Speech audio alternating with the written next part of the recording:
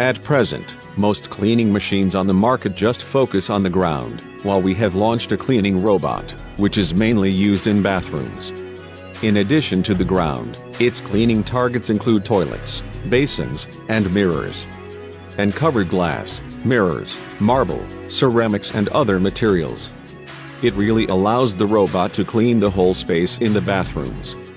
The robot belongs to the Composite Robot series, which adopts the integration of 5 core technologies.